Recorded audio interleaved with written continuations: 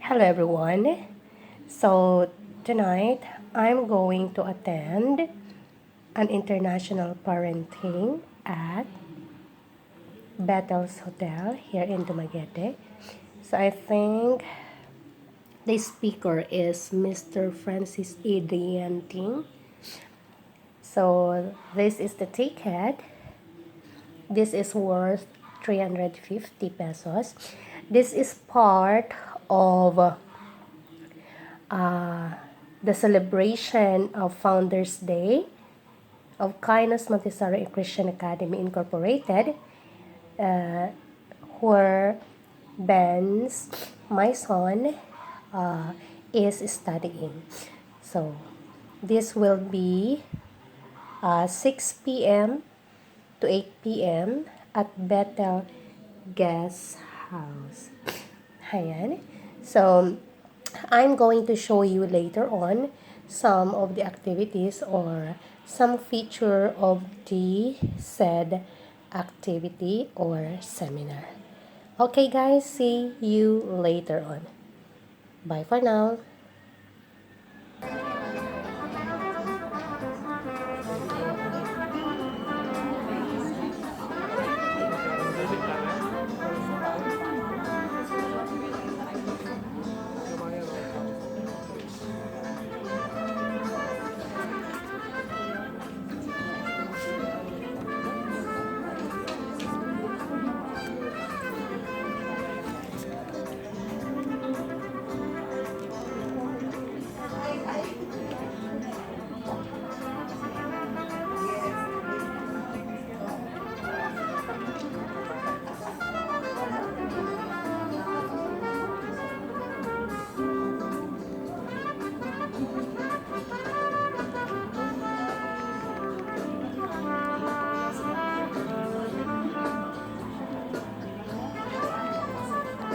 Ayan guys, so konti pa ang parents.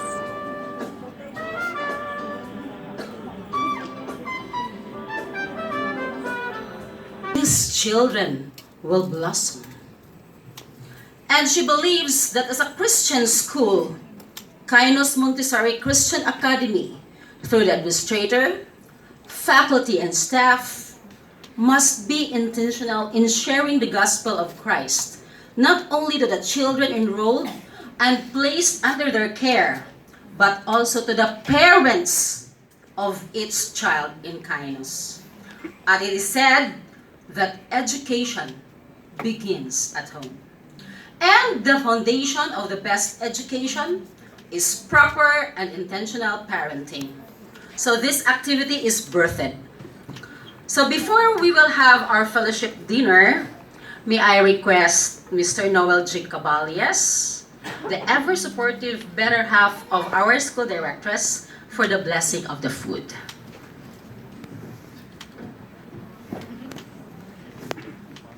Good evening, everybody. Welcome, one and all. I know that you will. You will be blessed because you came. Diligin mo ma-regret ani no. You will never regret coming, and we thank you because you have supported this activity, this event, this gathering. You are our precious parents and guests. Now, welcome to this parenting. Intentional parenting. This is a very relevant topic indeed, no? And Adrian Ding is a very good inspirational speaker, and we are blessed to have him with us. And we are thankful that he accepted our invitation. He was here a few months ago, and then he is back, and it's a very good time. We are here to hear from him about intentional parenting. So, shall we all rise up and we say a word of prayer?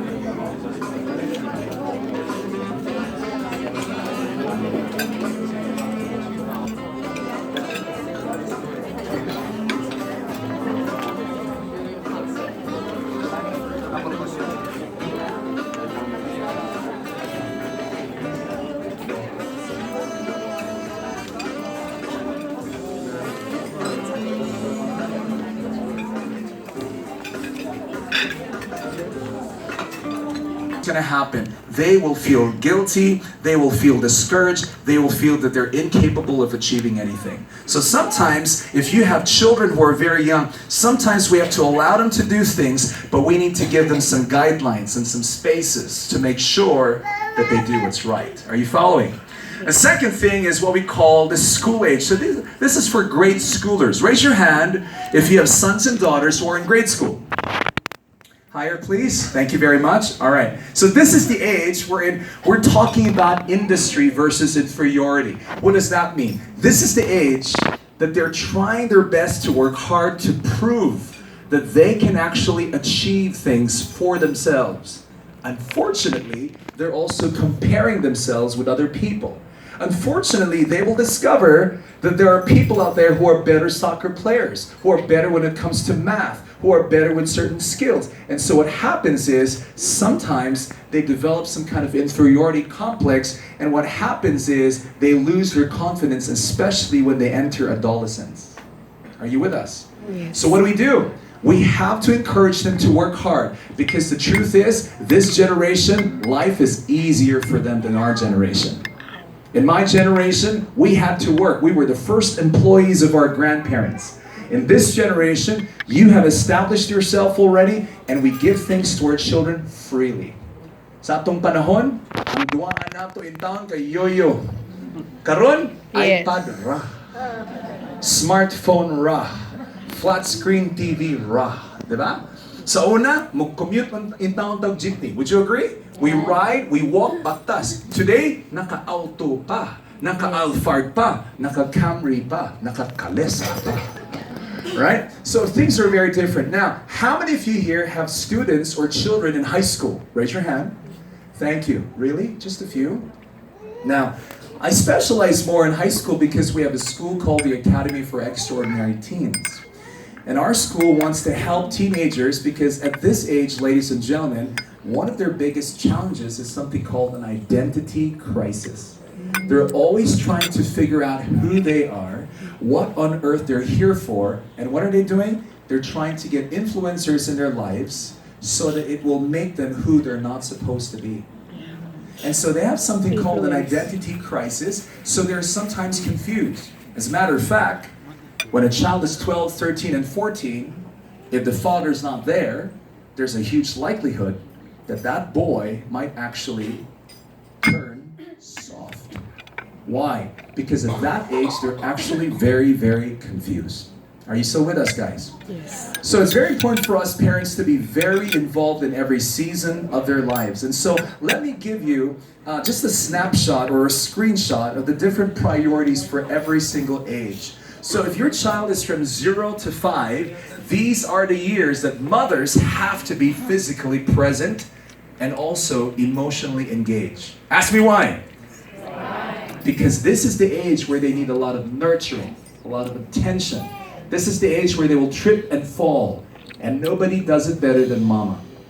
When they hit about 6 to 11 years old, it shifts. This time they have questions in their lives. Like my son, for example. My son's like, Dad, what's this? Do you know what I'm talking about? Yes. Yeah. Before, we used to call that thing a little Jimmy. And my son, who's 6 years old, he goes like, Dad, little Jimmy's not so Jimmy anymore. Not so little anymore. So we decided to change that a little bit. At this age, we need to start educating them because they have questions. We have to call little Jimmy by a name, and it starts with letter P and it ends with letter S. Yes. Are you following? Yes. Why? Because if we don't answer their questions, Mr. Google will provide it for them. And one thing leads to another, it can lead to pornography. Are you with us? Yes. By the way, just in case you didn't know, Wi-Fi is accessible everywhere. And so it's very important for fathers to be there. My father wasn't there for me when I was growing up because he was an OFW. And it was a struggle. It was very difficult. This was the time where it's crazy that the foolishness that we learn in our lives is actually not found in the home, but it's found in school. And that's the reason why fathers have to be there. So wives, please look at your husband right now. tutuka maayo palihog. Ing nagunay mong katapad nga bana ay absent din ha. Could you do that please? Now, when the child is 12 to 15, preteen, can I tell you something? From now, they want to leave the With their home friends.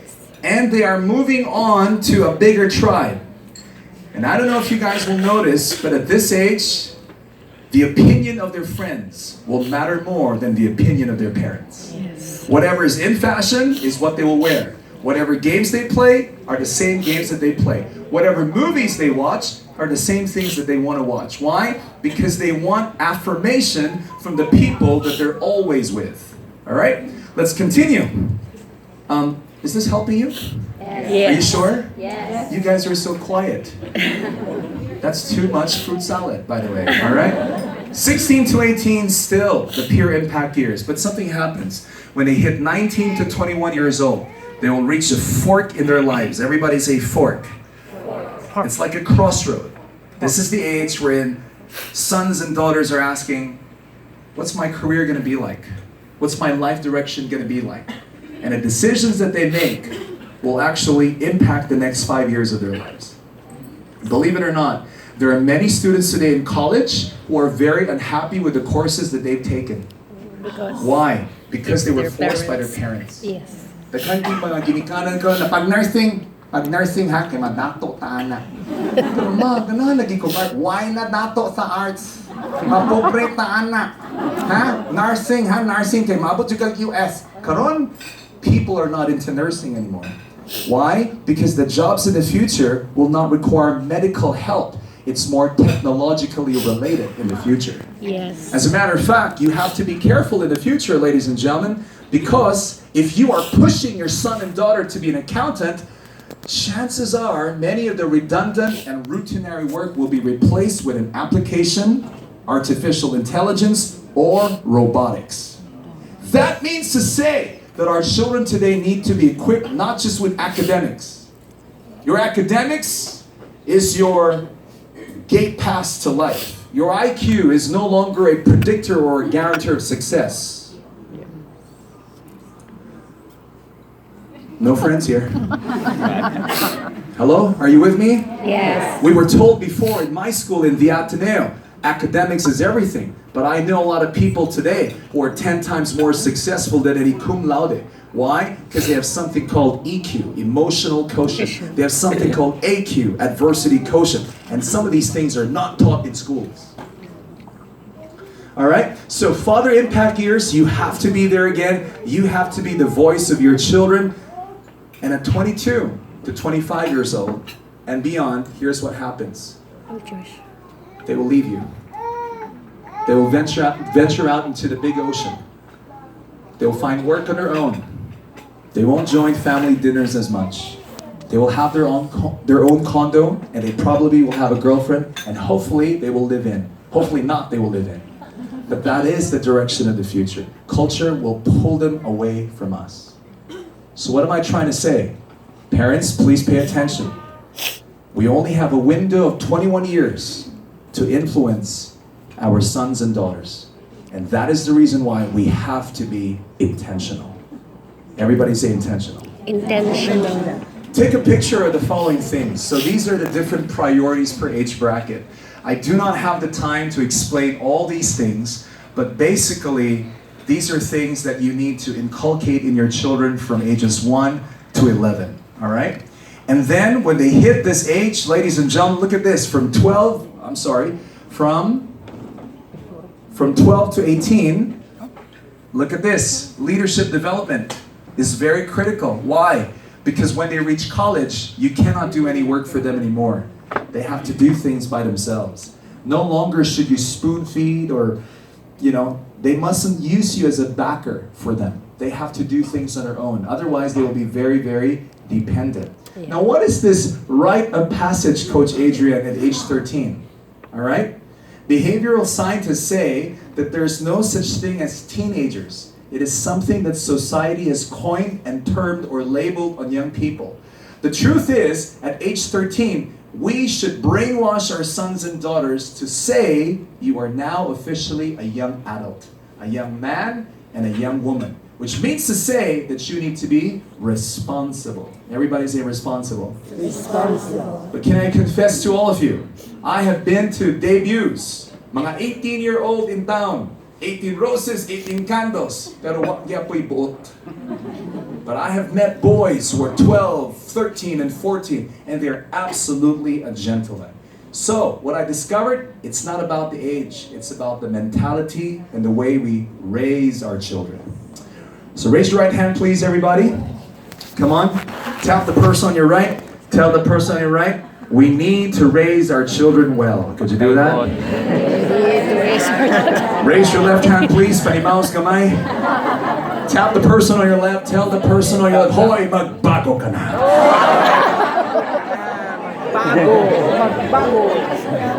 Why? It's a very unique generation. Generation Z is a totally different generation from any generation that we've seen or heard before. Listen carefully. Sa atong panahon, asa man ta tigduwa? Sa kalye, sa streets, batulata, dakop-dakop, hide and seek, correct? Yes. This generation, there was a Computer. real estate developer who approached me and he said, Adrian, I think we're not going to build playgrounds anymore. I said, why? Because based on our study, nobody goes to the playgrounds anymore. They're in their condo units gaming for 8 hours a day. Tell the person beside you, this is the generation wherein sa atong panahon, ang clothes kay loose kaayo. Hip-hop, correct? This is a generation wherein the clothes gisi-gisi na. And you have holes everywhere, and for them, it's stylish. You know, Lola will say, Day, naunsa man imong kartones, Day. Gisi-gisi man na gina. Sa among panahon mo na nagtrapo. But, here's what the grandchildren say, Lola, this is style. So what happens? Lola buys one. Hopefully not, right? This is a generation, ladies and gentlemen, wherein if you were interested to court a girl, you'd have to court the parents first. Back in our time, but in this generation, you can have a girlfriend without any labels. In this generation, you can be close to someone on FB Messenger and you're on. MU, which stands for Murag Un, right? This is a generation wherein lahi ang morality. Because in our generation, basta mo sit-sit na gani si Lola, kwitis, we have to be there, right? Before 6 o'clock, correct? But this generation, pack away, 5 minutes. Mom, 5 minutes. The 5 minutes becomes 30, the 30 becomes an hour, right? This is a generation, ladies and gentlemen, wherein ang bata karon isog na kay mugtubag sa iyang mga ginikanan. Kaya nga no, ask me why. Why? Because on social media, when they have a YouTube, Facebook, Messenger, Yelp, Instagram account, they can actually make as many comments as they can, and there is no censorship and there's no limitation to frequency. Nobody will badlong them and tell them, you have no right to say that. So they actually think that you can actually say these things to your parents. In my generation, dugay na po nasagpaan sa akong lola. But in this generation, parents are sometimes scared of their own children. This is a generation, ladies and gentlemen, that is so different. Why? Because this is a post-Christian generation. What do I mean by that? In our time, we prayed the rosary, we knelt on the ground, we followed wherever Lola went. Every single Sunday, we were at church. After Sunday, we had lunch together. In this generation, young people today find church and Christianity optional. Can I tell you why? I'll tell you why. You are my official sound effects person. Thank you very much. I appreciate you. One day, I was actually talking to a bank manager, and let's just, for confidentiality, the bank starts letter E, ends letter B, and it goes west, all right? So, I was talking to a manager, and she said, you know what, Adrian, lahi na dyan ang bata karon. I said, why? My daughter is 17 years old, and she says, Mommy, why do I have to go to church? God is everywhere. And by the way, Mommy, God is not limited to the four walls of the church. which is true. Yes. God is literally everywhere. So mommy goes like, so why don't you come to church with us? Aida, ma, why should I go to church?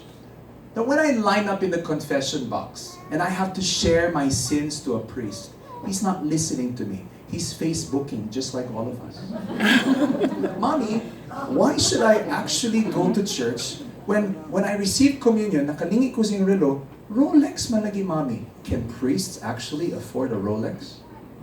Mommy, why is it that I should actually go to church wherein, didn't you read the news in America that there are Yes. actually priests who have molested Yep. young boys? Yes. One of the biggest reasons why people in this generation no longer attend church is Because of because those it's things. constantly preached in schools, but it's not practiced in their lives. It's called hypocrisy. And hypocrisy is the greatest kryptonite in parenting. It's when you profess a certain value that is not evidenced or seen in your life. And in this room today, no one is exempted, including myself. Sometimes we can be a hypocrite. Please elbow the person beside you. Come on, tell the person beside you, dili ikaw yung di pasabot. Now, why is it